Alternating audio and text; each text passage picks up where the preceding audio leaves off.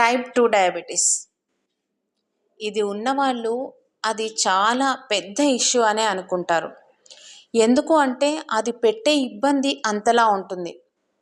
Journey చేయాలి, food source లేదు కానీ ఆకలి తినాలి. ఒక ఈవెంట్కి వెళ్ళాం, ఆకలి. అదొక సందర్భం కూడా అయి ఉండదు, బట్ ఆకలి తినాలి. ఎనర్జీ లెవెల్స్ డ్రైన్ అయిపోతూ ఉంటాయి. సో అది చాలా పెద్ద ఇష్యూ అది ఉన్న వాళ్ళకి. కానీ if you are truly willing, అది it's not an issue.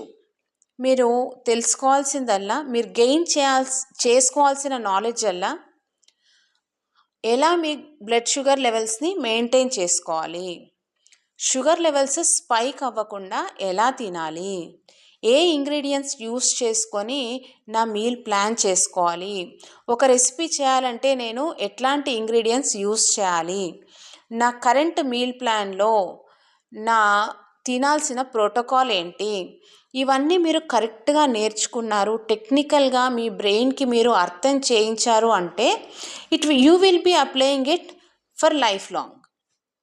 Even ఆ టైప్ 2 అన్నది మీ లైఫ్లోంచి వెళ్ళిపోతుండొచ్చు, మీరు లైఫ్ లాంగ్ దాన్ని ఈజీగా మెయింటైన్ కూడా చేసుకోవచ్చు.